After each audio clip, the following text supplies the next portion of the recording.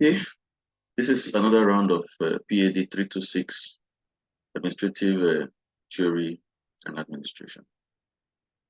You know, from what we have discussed so far to this point, it is clear that administration, organization, and the theories that guides the understanding of these various concepts operate within an environment. And the fact that they operate within an environment, it goes therefore to show that there is an internal working arrangement of these various aspects of the study of administration, how organizations function, and how they also relate with their external environment. So there are two environments that exist within the confines of the discussions of administration. And in the last class, we were able to establish clearly how the internal workings of an organization is structured, how the issues of public relations was looked at, the issue of publicity and propaganda we discussed extensively, the differences that exist between these various concepts, the relevance of these various concepts, and we also looked at issues of employee organizations, professional associations, trade unions, administrative proceedings, organizations and methods, and so many other concepts that we looked at. And we're able to show clearly that this concept tends to show a balance between the internal workings of an organization side by side its external environment.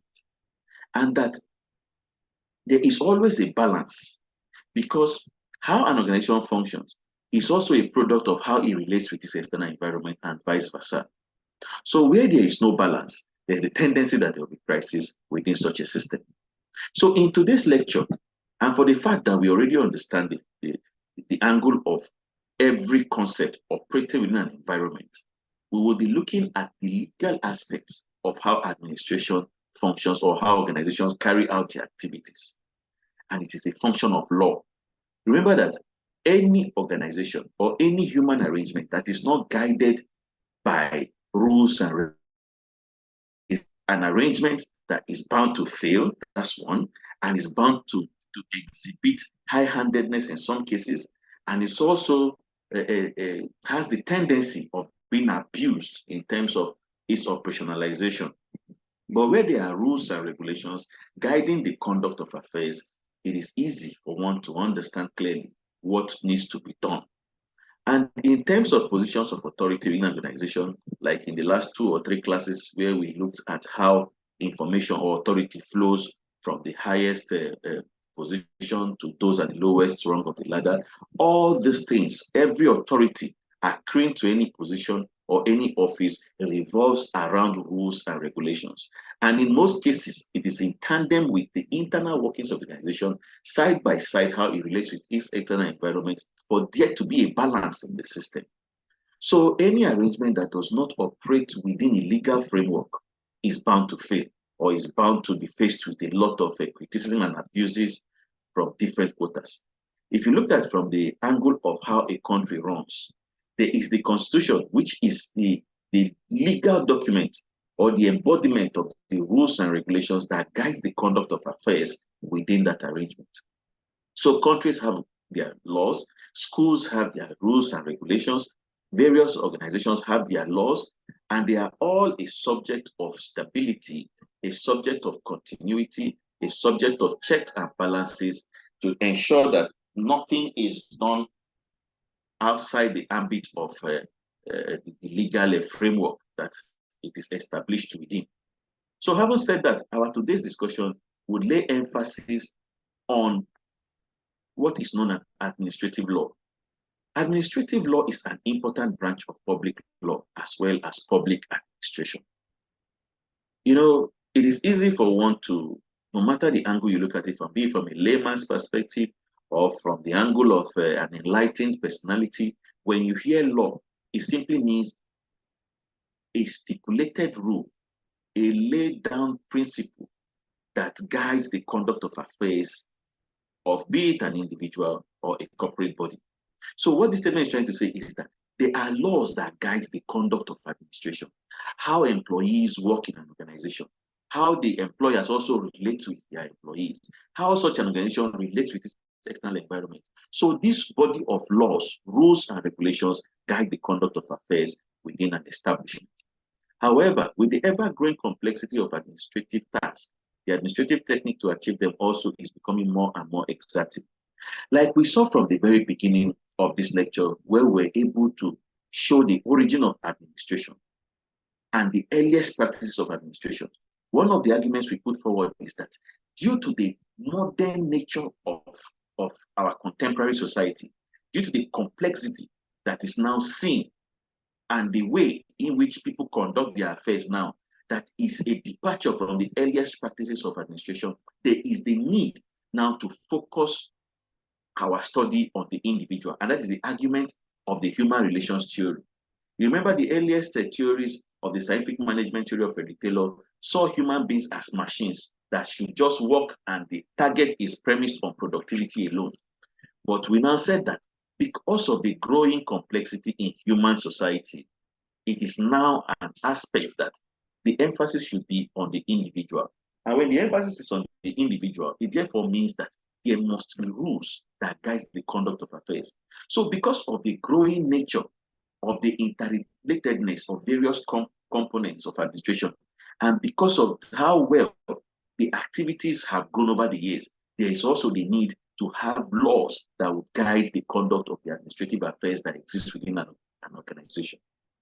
So no doubt, achievements of some objectives is possible through persuasion of constant watch and periodical inspections. That is, that there is the need to subject the activities that takes place within an organization into proper scrutiny within the ambit of the law. Yet some of the objectives can be achieved only through the control of human behavior by applicability of set rules and order. There is divergence of views on existing literature in the sphere of administrative law with regards to the meaning of administrative law. Many writers have attempted to define or conceptualize the sphere of administrative law. Some of these definitions are as follows. It is as simple as saying that various views have been offered to guide an understanding of what administrative law is about or what laws are about. Like if I put it as a question to you now, that everybody should give their own perspective of what laws are, we are bound to see so many definitions. But the central point is that it is a body of rules and regulations that guides the conduct of affairs within an organization, be it at the individual level or organizational level or the internal working system or its external environment. They are all guided within rules as they operate within an environment. The relevance of law to guide the conduct of these affairs cannot be overstated. And in line with that, the views of C.F. Strong holds sway in this aspect, and he defines it as the body of rules which regulates the relationship of the administrative authority towards private citizens and determines the position of state officials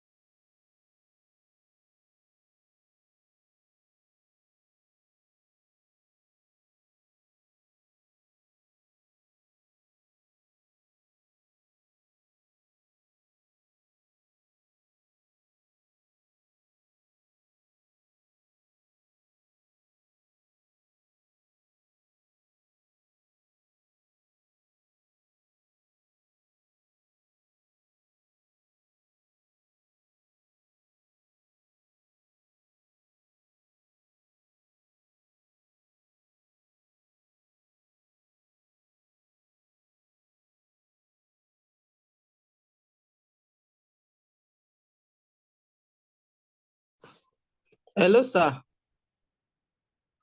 Hello, sir. Okay, sorry. I think, I was mute. Sorry about that. Okay, sir. Okay, I'll go over that again. But I bet you heard the aspect of, okay, let me go about the various definitions again. First, we said that the views of C.F. Strong and the views of Wade and Bradley, they are related, owing to the fact that they lay emphasis on the angle of how the individual work and functions within the work environment, how institutions are guided by laws, and these laws, to a large extent, guarantees stability of the system and guides against abuses that can easily happen if they operate without rules and regulations.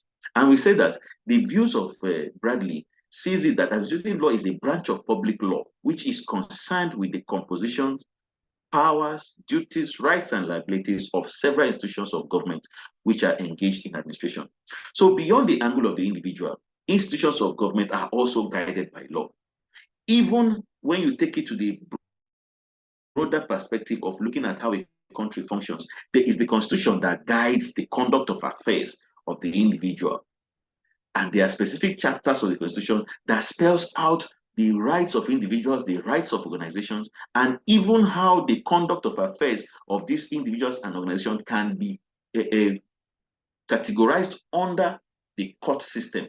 How the court would be able to spell out what accrues to an individual and what an individual is supposed to also seek for when in the case of a redress. That is why there's a chapter in the Constitution that talks about fundamental human rights. So under the administrative law also, there are rules and regulations spelled out that guides the conduct of affairs within the organization and also how it relates with its external environment. That is why we also have the argument that corporate bodies can sue and be sued.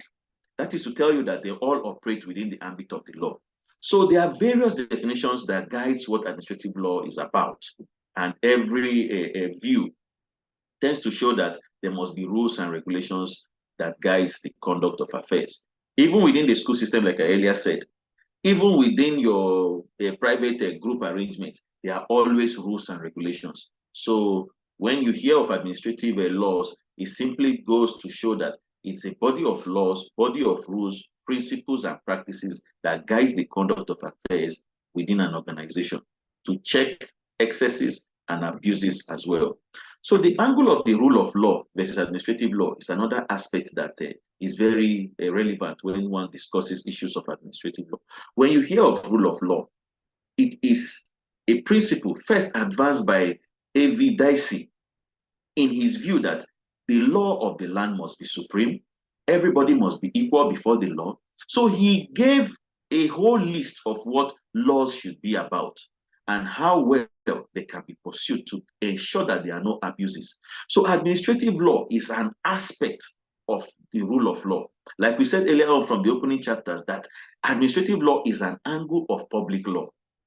So these are all embedded within the broader principle of the rule of law that guides, that ensures the supremacy of the ordinary law of the land above all other considerations. So as prevalent in UK, rule of law has three distinguishing features. This very opening statement now goes to show that everything, almost everything that we practice, be it our civil service, our legal system, even our school system now, it is modeled along the British lines of operations because, as we know it, they were our colonial masters, and that is the reason why we even speak the English we speak today. So we have modeled all our structures along that line. And it goes to show that what they practice over there is almost similar to what we practice here because we have submitted to a borrowed idea from Britain. So first, his principle of the rule of law is that the absolute law, the absolute supremacy of the ordinary law of the land, permitting no arbitrary power of discretion to administrative authorities. Under it, no person is punishable till he has actually violated the law of the land as proved beyond the ordinary court of the land, proved before the ordinary court of the land. So what this statement is trying to say is that the law is supreme, and when it comes to issues of conflict between other smaller bodies of laws, the law of the land reigns supreme, and that no person is to be convicted or be made to face any punishment unless such a person is convicted or held by the ordinary court of the land. So the principle of the rule of law first is that the law is supreme to all other considerations. Equality before the law for both the officials and non-officials. It also goes to show that where there are rules and regulations, no person should be considered as being above the law in principle. And to a large extent, in a functional system, even in practice, nobody is above the law. So one of the tenets of the rule of law is that there is equality before the law, be it as an official or how the external environment is perceived. Remember, all our arguments in the last 2-3 classes has been about stability of the system, what works within the internal arrangement of the organization, and how the external environment views it as well. So there is the angle of the primacy of the rights of the individuals, which constitute the source of constitutional law instead of the administrative law being the source of the former. What this is simply saying is that there are rights that an individual has within the ambit of the law. So, in as administrative laws are special arrangements within the internal working system of an organization. When there is a conflict between administrative law and the ordinary law of the land, the ordinary law of the land takes preeminence over any other legal arrangement. So individuals have special rights and special privileges that accrue to them by virtue of being a member of the society, and that the individual, to a large extent, has the right to pursue his fundamental right within the ambit of the law. So where, for instance, in an organization, one is faced with some challenges, and the administrative component or the administrative law that exists within that arrangement finds such a person guilty, you can seek redress by looking at the higher authority, which now reference will be made to the ordinary law of the land for proper redress to be sought. So in line with that, the angle of the administrative law as perceived by Dicey, a celebrated English writer, in his famous work, Law of the Constitution, identified administrative law with part of the French Droit administrative law, according to which actions by the citizens against officials for wrongful acts committed in the official capacity are tried, not by ordinary courts of law, but by special administrative courts manned by civil servants. You know, like I have said, there are administrative laws that guide the internal working arrangement of an organization. Take, for instance, I know of the military, the police, and even the civil service, that when there is an infraction or a perceived violation of the rules that guide the conduct of affairs, there can be special courts that will be set up to try such cases.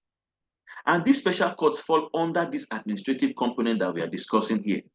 But it does not mean that these administrative components are superior to the ordinary law of the land. So that is why you can have maybe issues of a person being sacked for maybe an aspect of gross misconduct, and the person can go to other courts of the land to seek redress. And in some cases, we have seen people being reinstated into their positions because the ordinary law of the land found them innocent of some charges. So these administrative laws are special kinds of laws that guides the conduct of affairs within an organization. And then don't get it wrong that where some cases that administrative laws find an individual guilty and the person runs to other courts of the land, there can be cases where the laws of the land can uphold the views of these administrative laws. So they are all built around ensuring that there are no abuses, there are no high-handedness, and there's no arbitrariness within the system. So that's the described administrative law as contrary to the rule of law, a cardinal feature of the British Constitution. He referred to 3 distinguishing features of administrative law. The ordinary law do not have jurisdiction in cases which the state or state officials in their official capacity constitute a party.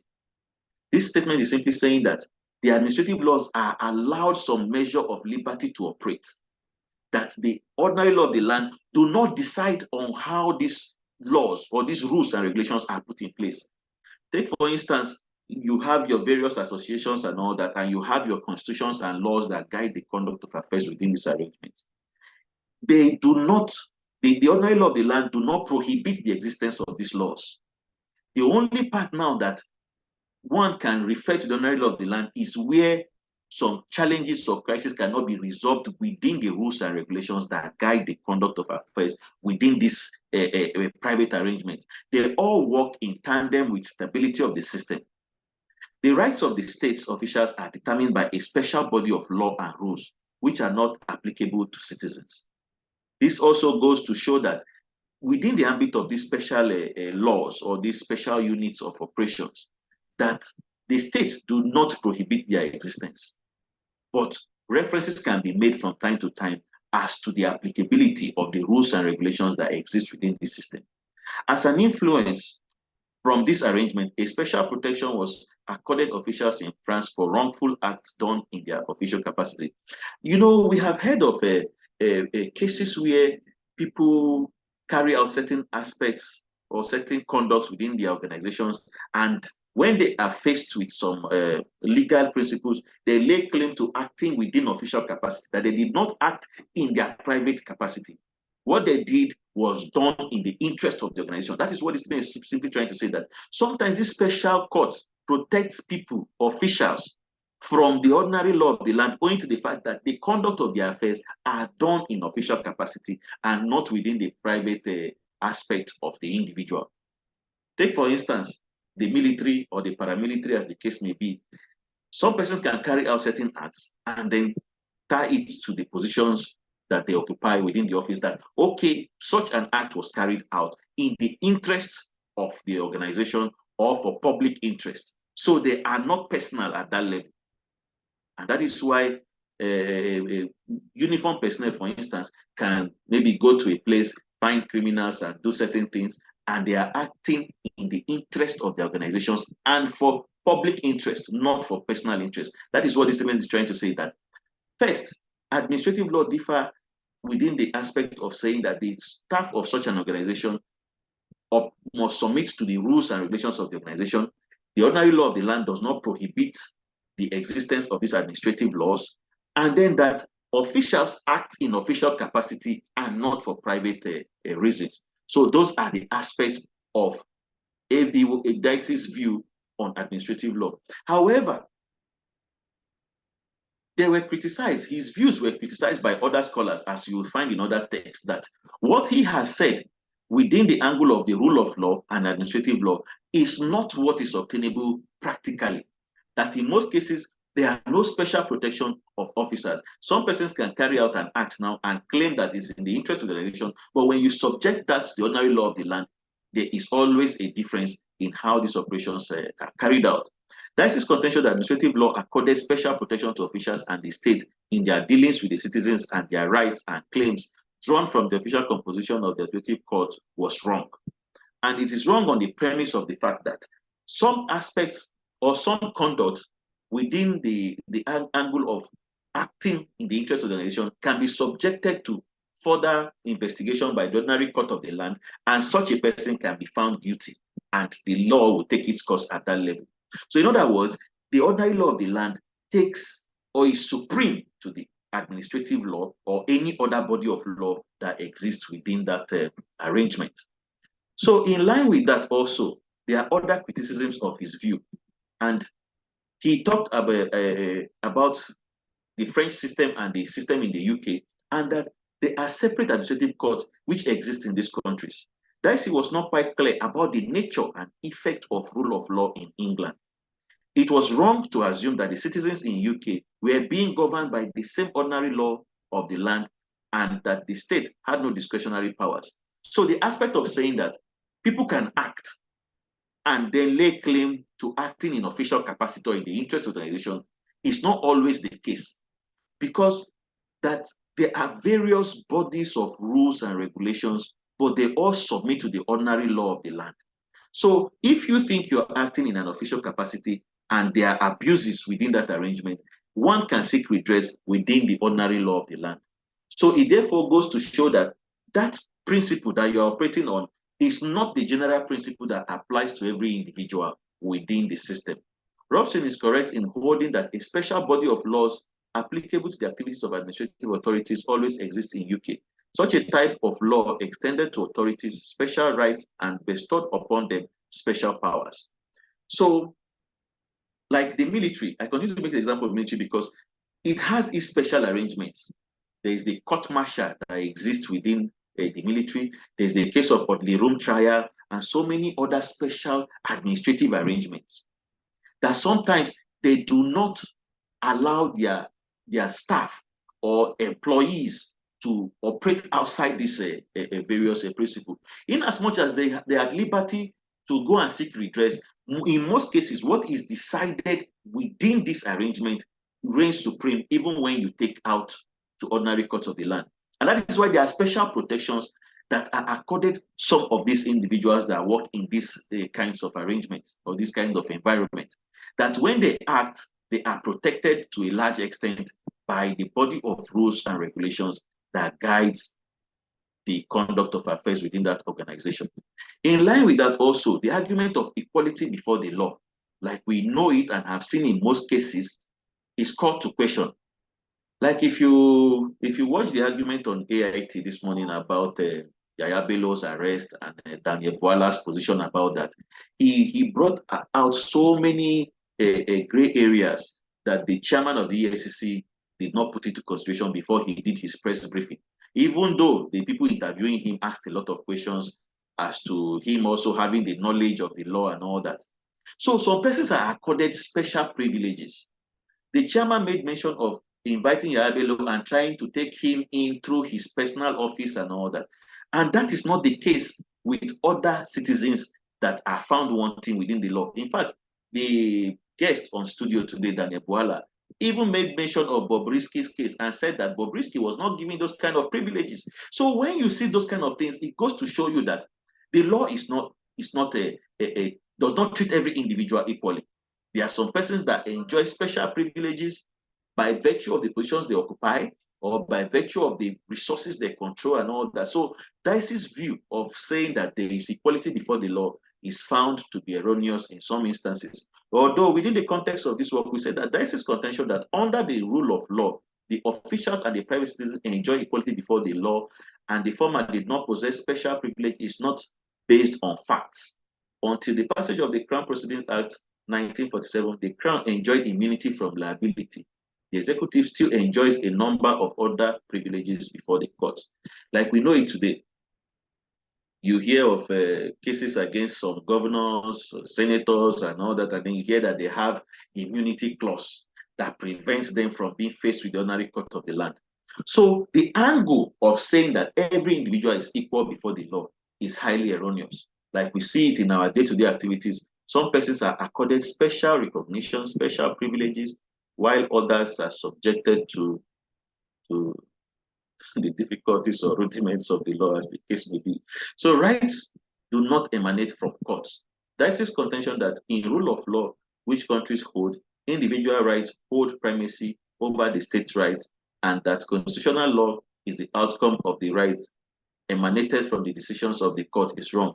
Only a minor part of the English constitutional law has emanated from the individuals. What this is trying to say is that the law of the land is the constitution as we know it within the confines of the Nigerian state. That nobody operates by court orders alone. That there must be reference to the ordinary law of the land. That is why, take for instance, in emergency cases, individuals have the right to movement, free movement, right to the press, right to life, right to personal liberty, and all forms of fundamental human rights. But in emergency situations, those rights are curtailed. And no matter the court order or whatever that you get, the law of the land that reflects that emergency situation would reign supreme over every other individual arrangement that may exist. Universality of administrative law. From the above discussions of Dicey's view on joint administrative law and the rule of law, the conclusion emerges that irrespective of its recognition as a separate body of law, distinct from the ordinary law of the land, and irrespective of the fact whether claims of citizens against the state and its officials are decided by a special system of court or not, there is a system of administrative law in every country in the same way as there's a system of constitutional law. If you look at this statement closely, it simply goes to say that in as much as there are administrative laws or special laws that exist within how organizations function, side by side this external environment, that there is the existence of the constitutional law as well. that the administrative law are bodies of laws, and they operate within special arrangements, special court systems, and all that. But there's also the angle of the ordinary law of the land, which reference is made here as the constitutional law of the land. That all these body of laws exist and all in the interest of the stability of the system. So be it within special arrangements or administrative arrangements or the ordinary law of the land, laws are meant to guide abuses, to check excesses, and to spell out the rules and regulations that must guide the conduct of affairs within the country. So there are also sources of administrative laws. And they also relate side by side with the sources of the general law of the land. So the chief source of administrative law are the constitution of the country. Like we all know, the constitution is the supreme document that guides every other special court, special arrangement, special administrative arrangement. They all work under the constitution of the country. So when reference is made to the constitution of the country, it therefore means that the constitution is the supreme document that spells out the rights and privileges that accrue to both individuals and corporate organizations. So the constitution is the major source of law within the country. Then also the statutes and the resolution passed by the legislature of the country. You know, like we know it in Nigeria, we hear of bills being passed to the floor of the National Assembly and all that. They can become a source of law that exists, and references can be made to these resolutions that are passed on the floor of the legislature. There are also charters, like the UN Charter, for instance, is a source of law. There are local body acts granted and enacted by the legislature. There are ordinances, rules, regulations, resolutions, orders, directions, and decisions, etc., issued by the administrative authorities are all sources of laws. Judicial decisions of the court, customs and conventions, they are all sources of law. Let me explain these customs and conventions. Like we know it, the nature and character of our societies, the norms and values that each traditional arrangement operates within can also be a source of law.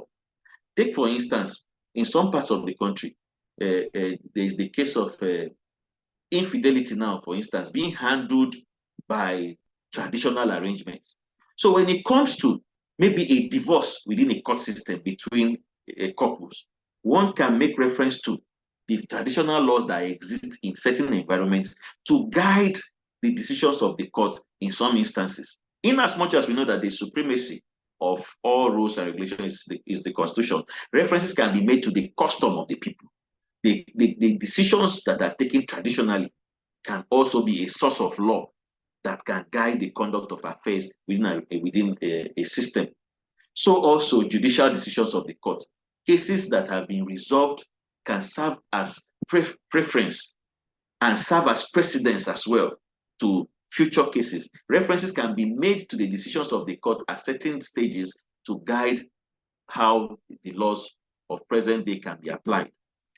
It is worthy of note that it is increasingly realized that administrative law is an answer to the ever-increasing needs of the present-day changing society, which demands a greater degree of progressive attitude and adaptation of policies to meet different complex situations.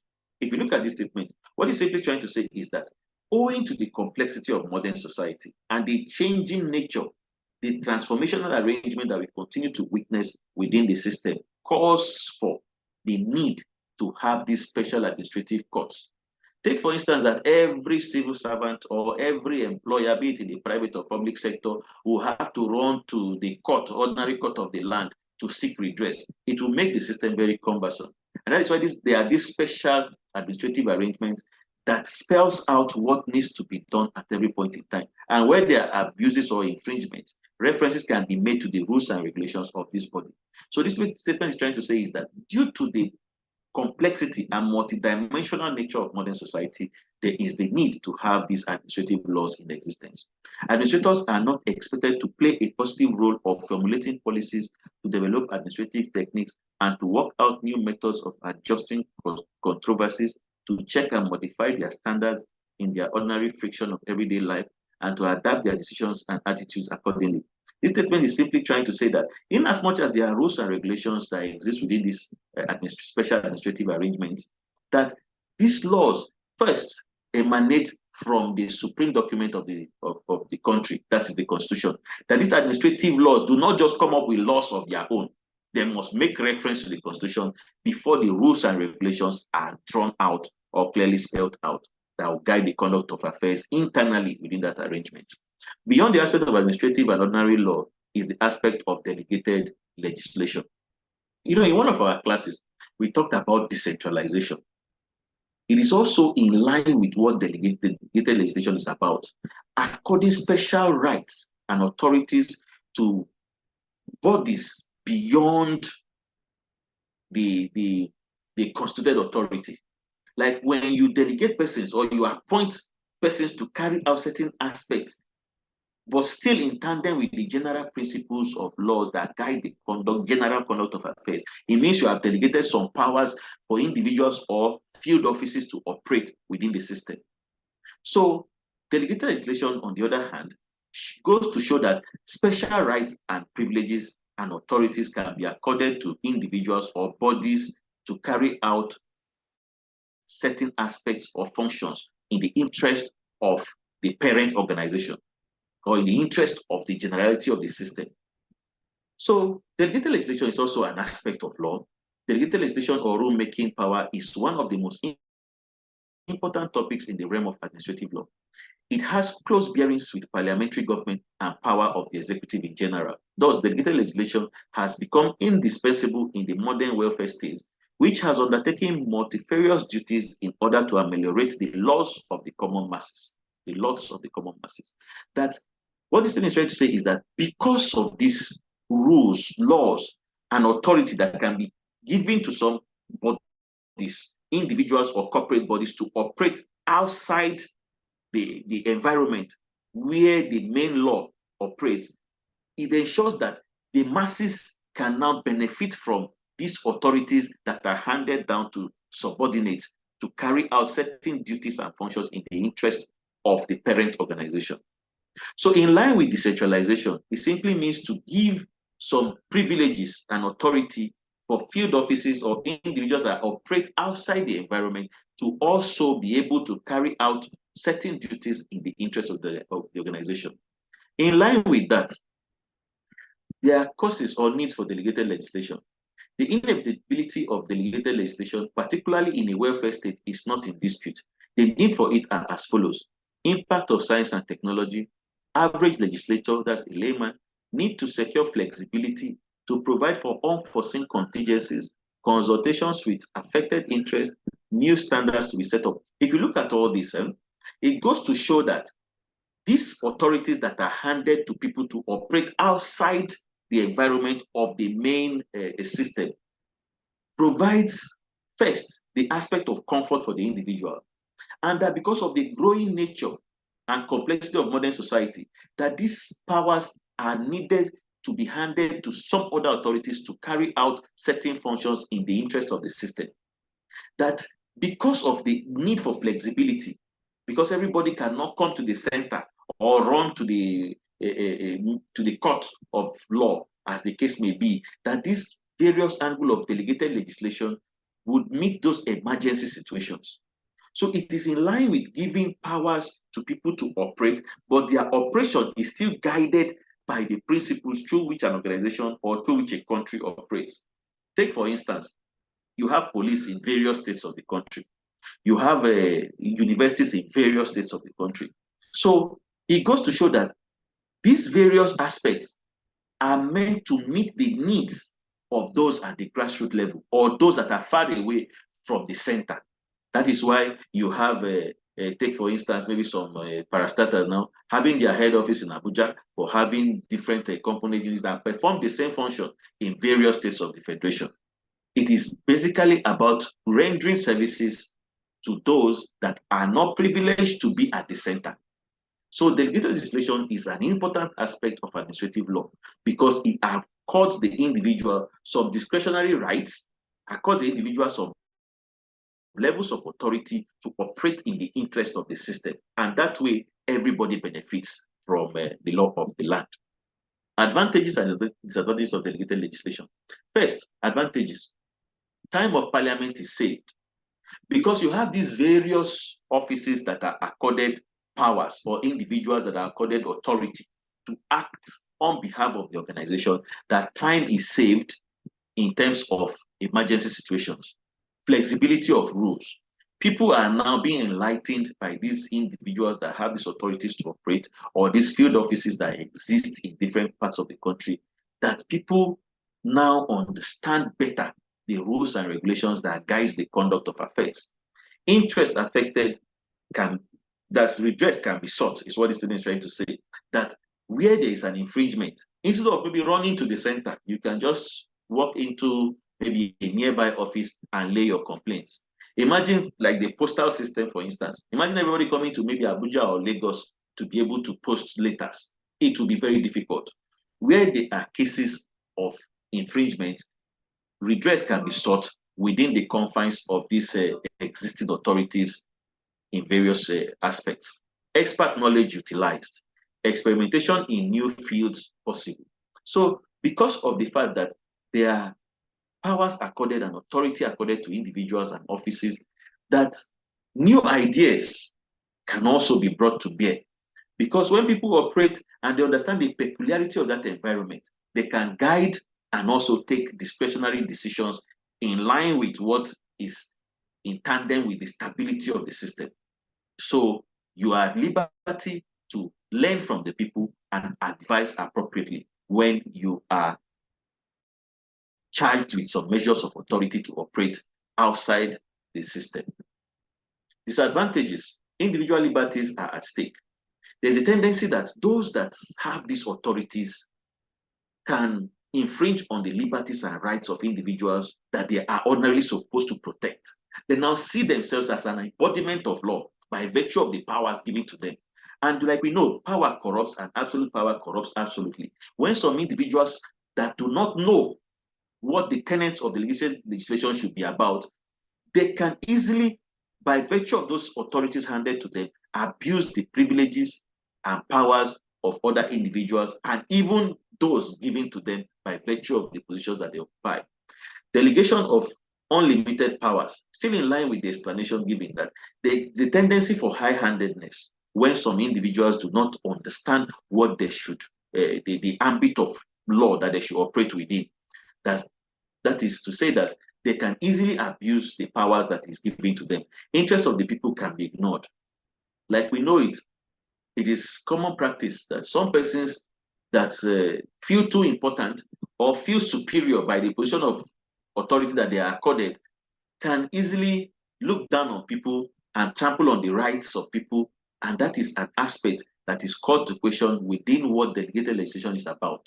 That people can actually insult, abuse, or show some extreme positions that will now be detrimental to the system, and the rights of individuals can be ignored. Judicial remedy costly.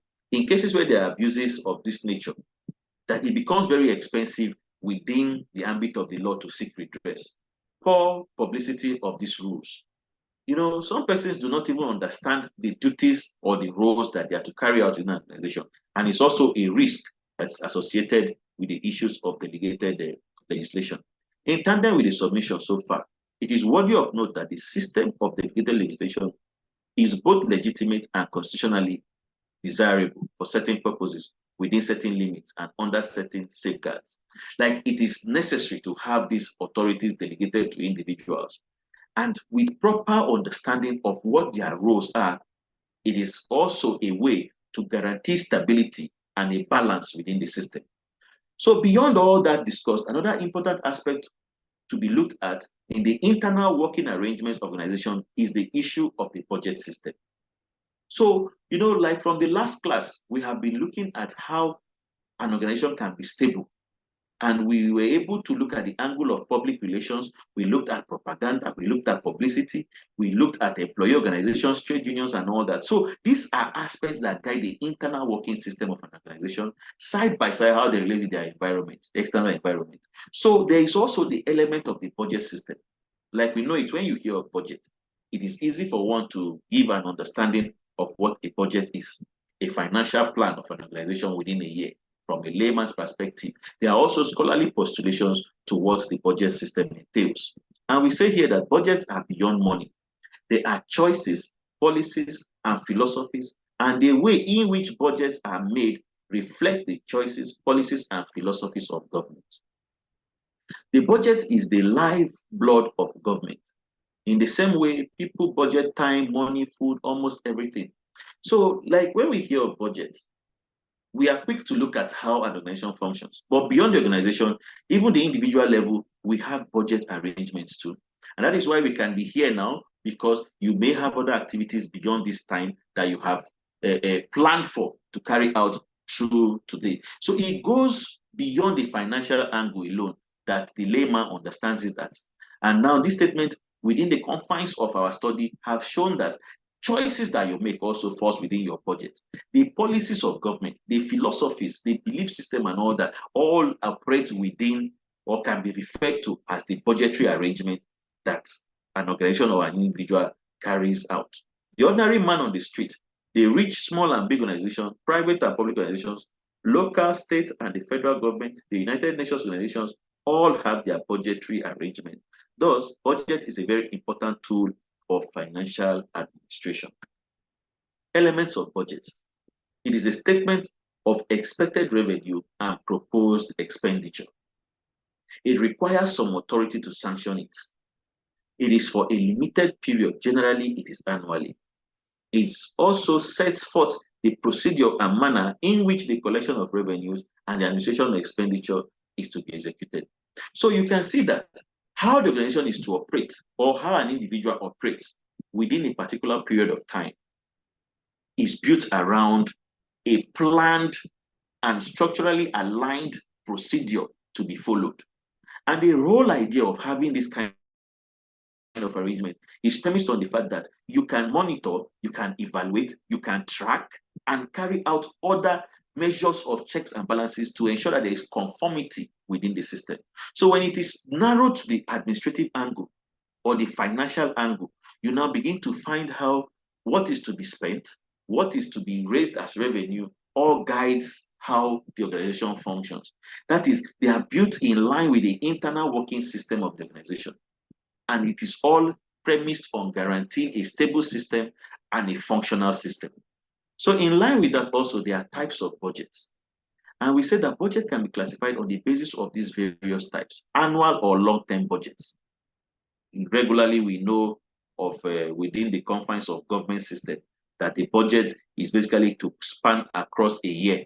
In some cases, like where there are development plans, like we have had in Nigeria, there are long-term budget arrangements, and sometimes they are targeted at specific aspects of the system. It could be budgets on agriculture, it could be budgets on industrialization, it could be budgets on administration and all that. So if you look at the various development plans we have had in the country, they fall under this long-term budget arrangement. Single or plural budget. Single or plural budget simply defines the span or the scope of operation of the budget. It could be on a short-term basis. It could be to cover a large gamut of activities. There's the surplus, deficit, or balance budget. Like we hear of, sometimes we borrow money to finance our budget. Or sometimes we have excess money and can bring new projects into the budget. Or we can say, okay, revenues gotten, side by side revenues expended, we say we have a balanced budget arrangement. So they all depend on the financial standing of the organization or the country, as the case may be. Cash or revenue budgets, departmental or performance budget. These are all special units, just like we looked at administrative law just now, to cover special interest. All this falls under special budgetary arrangement within the system. In line with that also, there are budgetary principles. And we say that budget should be a balanced one. In other words, the revenue gotten side by side the expenses or the expenditure that the system or the government indulges in must guarantee that the system remains stable. And that is why we talk about balanced budget to show that none is on the losing side. In other words, you are not borrowing, because when you borrow, it becomes a debt. That is, you are not running a balanced system. And when you have in excess, it's equally not a balanced arrangement. So there must be a balance between expenditure and revenue gotten. And that is what is one of the principles of a proper budget arrangement. Budget formulation is the responsibility of the executive. like we know it in Nigeria. That is why you hear of the budget made by the presidency, submitted to the National Assembly and all that. It's the function of the executive. Estimates should be on a cash basis. It should be based on what you have within the system and not necessarily about borrowing or owing various international bodies or organizations or individuals, as the case may be. Budget should be done on the basis of gross and not net income. That is on the premise of what you are getting in its actual sense, and not on the basis of what is gotten holistically, including borrowing. It should be based on your capacity. It should be based on what your income is. It should be based on your financial position, not external borrowings and all that. Estimates should be, as far as possible, exact. That is, the estimate or the arrangement in terms of what is to be spent must be exact and should not give room for, like we know it, where they'll say, oh, okay, they are now reviewing the budget or contract sums are being reviewed and all that, that there should be some element of exactness that exists when one talks about budgetary allocation, financial allocations for projects or how an organization is to be managed. In line with that, enactment of the budget in Nigeria. After the preparation of the budget, the next stage in a democratic country is to get the budget enacted by the legislature or any other competent authority within the system.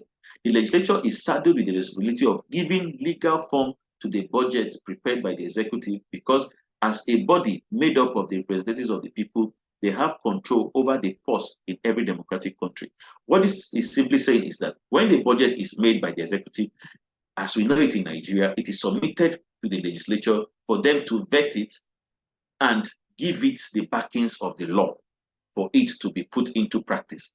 And like we heard not too long ago, issues of budget padding and all that, these are abuses of the privileges that are accorded to the legislature to perform oversight functions on what the executive does with the budget. So instead of padding it, it should be a case of reviewing it and ensuring that everything is tied to specific projects to guarantee a stable system and a result-oriented arrangement. So the aspect of the budget padding is a negative aspect of the abuse of the powers of the legislature. So the legislature is supposed to perform the function of vetting what the executive puts into this document that serve as the budget of the country. In Nigeria, under the Constitution of 1999, the budget is expected to go through the following stages in the course of its passage in the National Assembly: the introduction, scrutiny or committee stage, passing of the financial bill. So you can see that legislature in every country performs a very important function in terms of viewing and reviewing what the budgetary allocation is about. So in summary, we say that the budget in a modern state is a forecast and an estimate of all public receipts and expenses, and for certain expenses and receipts, an authorization to incur them and collect them must be made. It is the financial plan of government for a definite period. In conclusion, this unit has looked at the issue of administrative law, its relation to the ordinary law of the land. The aspect of delegated legislation was equally looked at, and the aspect of budgeting as they relate to the workings of an organization are also examined. So in line with that, we say that the whole idea built around administrative laws or the body of laws is premised on setting in practice the rules and regulations that guide the conduct of affairs within an organization. And the whole idea around that is to ensure stability of the system. So having said that, I will now be opening the floor for you to ask questions or make contributions as the case may be. So I can see that we have 5 participants: Sabu, Aminu, Mayowa, Saka, Bola. So anybody with any question or any contribution or anything that needs to be said to improve the class? Thank you, sir. Yeah, thank you, Bola. Okay, thank you for the wonderful facilitation time, sir. But I just want to thank God that I think we have one module left. The exam is coming up it's starting on the 10th. It's supposed to start on the 7th, but our own paper will start on the 10th, which we are going to have this course as our first paper. So we are pleading with you if we can, maybe next class, come up with maybe revision with the remaining topic that we have, sir. Okay, I intend to do that. And first is that, just like you said, we have one session left. So when that is completed, before your exams, I would try to do a review or other discussions with you people. But beyond that, we are all on the WhatsApp platform. If you have any question to ask, any contribution to make, you can put it on the platform there and I will address them. But I intend to do a revision with you all. So I don't know if that is fine. It's fine, sir. Thank you. It's okay, sir. Okay. Thank you, sir. Okay, you're welcome. So having said that, if there are other questions, I think we have 2 minutes left. If there are other questions, fine. If there are no other questions, then we'll pause for now and prepare for other classes. Okay. So I am on your WhatsApp platform. You can ask your questions there. Okay, So after our last class, we'll do a revision. All right, sir. Thank you, sir. Okay. Thank you all.